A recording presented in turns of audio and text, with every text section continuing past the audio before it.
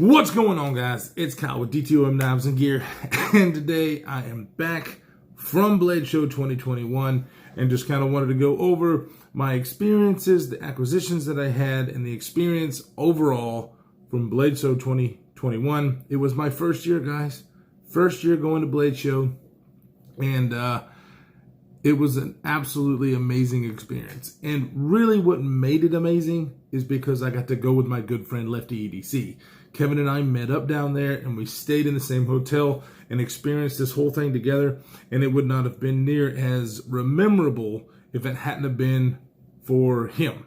Kevin, as you guys know, is one of my best friends in this community. Him and Jake from Bearded Gear, which we really wanted Jake to come, but it just didn't work out where he could was available to get down here.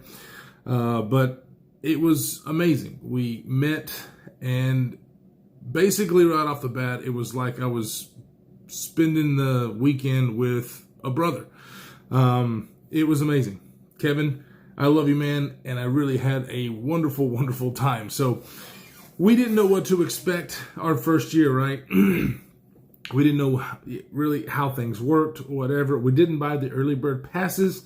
And so the first day, Friday, we didn't get to even, or they didn't even start taking requests for the bracelets to show your tickets until like 12 o'clock. Excuse me. And so we had a little bit of time to kill, but it was great. In the hotel that we were staying in, there were many makers, many other YouTubers, and other just people that you see in the community. And then when you see in person, like I had a conversation with Greg Medford. That was pretty cool. Just really amazing people. Of course, the hotel that we stayed in, that was full of people just going to Blade Show. So I met so many awesome folks outside in the little seating area, just talked knives and experiences, and it was just great. That was the best part about going to Blade Show.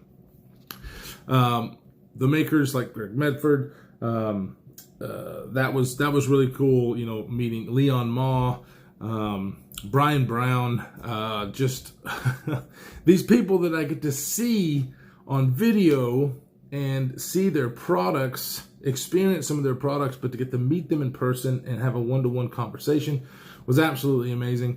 And I was dumbfounded by the you know, you have these people and you have an idea in your head and what they seem like on video and other interviews and whatnot. Everyone is down to earth, just 100% good people. That's why I love this community. Everyone is just freaking awesome, friendly, helpful. It was great.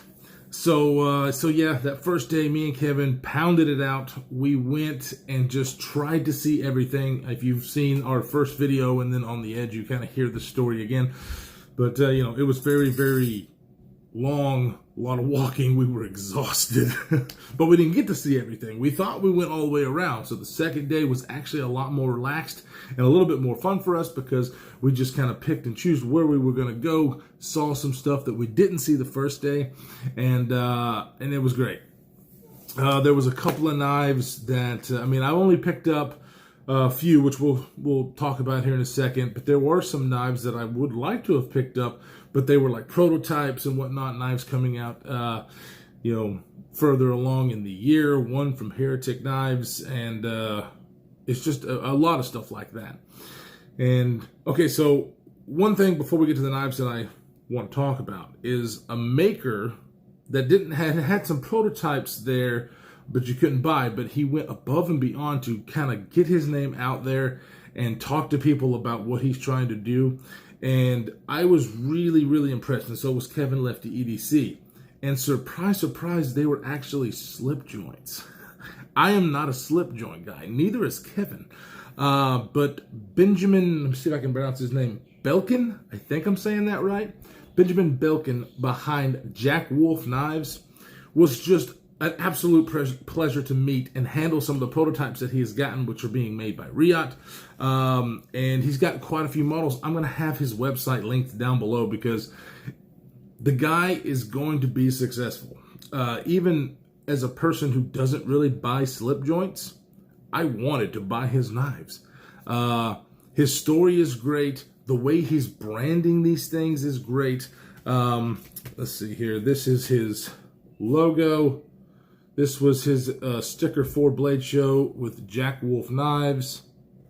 Oh, so freaking cool. He gave away these little jack sacks, and comes with a really nice microfiber cloth, some stickers, some information. I'm assuming this Western leather for traditional knives. This is going to be making the slips, because they will be coming with slips. Look at that. There you go. But one of the parts that I think is genius. So these knives are not just going to be very well made. A lot of cool designs. I have a couple of cards for some of the designs that stood out to me. This one is the sharpshooter.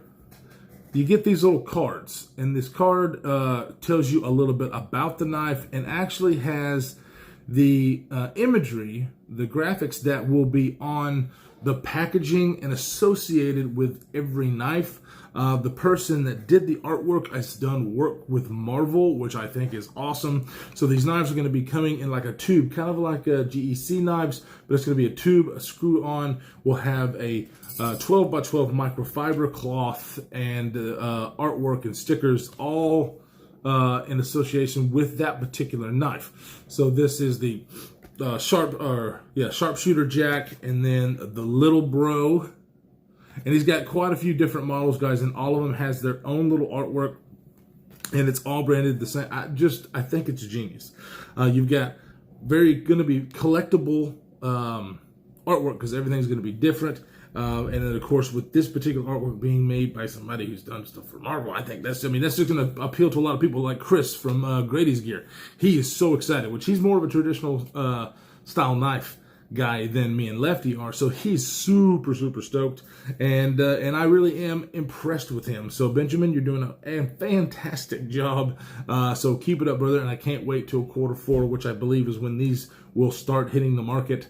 And so stay tuned for that, because more than likely I will have to buy one, because I was just so impressed with Benjamin. So that was really cool to meet him. So let's get what we saw. You've seen this in the on the edge and whatnot, but a couple of Andrew Demko 20.5s. And the reason I'm kind of doing this now, we will have a full review of this guy, which is the Clip Point, which is mine. I went ahead and bought one, but originally I didn't even buy this. I bought one for Mr. CJ Miller, which is the Sharkfoot, because he is an awesome guy. I've got one of his custom knives, and we talked quite a bit. He's a really awesome custom maker, and he is moving. He finally has gotten to his spot in Tennessee from Texas, and we've been talking. He's getting everything ready and stuff. He's going to be making knives again, so definitely stay tuned for that. I'll keep you updated on him, and when he's going to get back to making his stuff. I still have the full review to do on the Malia, which is the custom kitchen knife that I have, that I've been really enjoying. Just haven't had time to freaking do the review. So this one will be going to him today, and that is why I'm going ahead and getting this review done, or not review, but just kind of a look, mainly because the differences in these two, they're the same, but they are different. Jake over at Bearded Gear has these two also on his channel, where he did a review on both of these. They're both basically the exact same knife, and they're done really well. You get the FRN or plastic handles with AUS 10 steel, which keeps the price low enough for about $150 for everybody to be able to enjoy the Sharklock. And I think that is genius by Andrew Demko and his team. Got to meet Andrew Demko, John Demko, whenever we were purchasing these knives. Also great freaking people. And I think they're doing an excellent job. One of the things that they are doing that I think is a big win is the packaging that you get. It comes in a very nice pouch with a microfiber cloth, a Velcro patch, and the box that it comes in, also very nice. This kind of box with the branding, what you're getting there. It's just, when you buy an Andrew Demko, which I've had at AD20, it comes in a very basically crappy little box. You get so much better packaging with these guys. It's a smaller knife. I wish I had my 8020 here to kind of compare. It's smaller, it's thinner. AUS 10A steel, which, you know, some people are okay with and some people are not okay with. I think it's fine at this price point to get an experience like this with the Shark-Lock, because if you wanted to try it out, but you couldn't afford the $450, $500 price point of the 8020, now you can, guys. This is PM2 money, okay? And so I really, really am excited for Andrew Demko. He did it right too at the show. He brought a lot. Okay, now the one that I bought for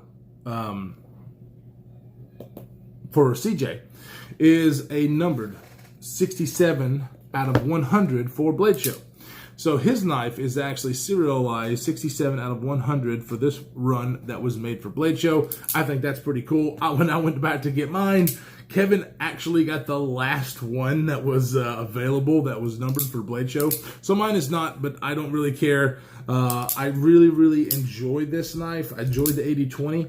And so stay tuned for the full review of this guy. But I have to admit, like, it is the exact same experience. It's a little smaller and whatnot, but as far as the action of the Shark-Lock, exact same. Like, you're not getting any less quality from this knife as you are the 8020 when it comes to the Shark-Lock action. I really like it. So so I'm very happy that I got this. So those are those two. The Shark's Foot will be going back to CJ, and really the only thing that's worth pointing out between the differences of these two is that right there. As you can see, the clip point goes all the way to the end, and the Shark's Foot looks like there's like a ½ inch of blade material left, but it really is because these handles are all the same, and the way that this blade shape is, it is a little bit smaller of a blade. See if I can get this so you can see just a little bit smaller of a blade, but this one fits in this handle. This one fits a little bit better as far as blade to handle ratio. So that is a difference, but I don't think that's really going to matter. I actually really prefer this blade shape utilitarian wise. It's really, really nice to cut with in the packages. Very, very nice, but I just, for some reason, I just enjoyed this blade shape better aesthetically. I just love it. It was the same blade shape that was on my 8020. So, yeah, very, very excited about that. And then, of course, I had to stop by and see my main man, Leon Mall. So I bought quite a few knives from Leon now. I mean, I've got the Field Duty, which is the premium one with the shredded carbon fiber titanium bolster lock. M390, freaking awesome action, like probably the best action on a knife that I have in the collection as of right now. It is absolutely addictive, and that was the first one that I bought. Then I bought I told him if he ever bought another finger flickable, sorry, I didn't mean to flick you off, finger flickable larger knife, that I would buy it. And then he came out with the KUF 4.0, so I ended up purchasing that. And then meeting him down in Blade Show, and I think I've said this on one of the other videos, that the Field Duty EDC, which I got in from Kevin Lefty EDC, but it was a left-handed version, that I really liked that one as well, but that was a lefty, so I ended up purchasing from Leon Mall the Field Duty EDC, which is the monoblock construction, just like the KUF 4.0, but this one is like, I love his design so much, and the quality, the detent on his knives that come from Riot are really just some of the best. And so this knife, I have a lot of knives in this size range, but with this, the way he does his choil, the ergonomics, the monoblock construction, the pocket clip, it really is one of the best for me as far as a smaller knife. I mean, now this is not, tiny and by any means, but it is a smaller knife. And I think it's going to take the place of a lot of other knives. I'm going to probably sell some knives in this size range because I love this design. It's ergonomic. It's sleek. The detent and action are absolutely wonderful. Elmax steel, everything about it. So there will be a full review of this guy and comparing it to the other Leon Malls that I have. But yeah, that's why I bought this knife, is because first of all, I wanted to meet Leon, and Leon was absolutely what I thought he was going to be. We had a good conversation just sitting there looking at some of his newer models, which some of his newer models are flipper only. You guys know that I'm not a huge flipper only guy, but they were absolutely beautiful knives. And I still might pick one up just to actually do a review on because it was that good. It's just not my preference for flipper only, right? So, yep, the Field Duty EDC, now that I have both the Field Duties, I mean, if you had both of those knives, you probably wouldn't need any other knives. I'm just saying, to actually have as tools and fidgety, utilitarian, and everything encumbered into one, those two knives are it, I'm telling you. So definitely stay tuned for the full review of this guy as well. So, yep, that was the experience, what I got at Blade Show 2021. And I'm leaving out, I got to meet KC, I got to meet the Knife Dude, you know, Knives Fast, the Knife Dude, Justin, so many different YouTubers, the Old Man, Screaming Pirate. I mean, and I'm missing. I got to go Rodney Pearson and his son Ryan. I mean, it was just amazing the amount of people that I talk to and see their work and communicate with this platform. Then I got to meet in person. It was unforgettable, guys. Absolutely unforgettable, and I will definitely be going back next year. Me and Kevin have already talked about that, possibly even bringing the families down to make it a vacation for everyone. So, yeah, it's definitely going to be a part of my life from here on out. I want to give a big shout out to a new friend that I made in the hotel by the name of Sean. We talked quite a bit. He is from Florida, and he was staying in the same hotel. We both smoke, unfortunately. I got to quit that. But that's where we would meet up and talk. And yeah, he had a really cool haul that he got from Blade Show. But I really want to say, brother, meeting you was awesome. And one of the best parts of the trip as well was meeting you and conversing with you about blades and everything. So, Sean, thanks for hanging out with me and talking because I had a blast. But anyways, guys, stay safe in this crazy world that we are living in, and we will see you in the next one.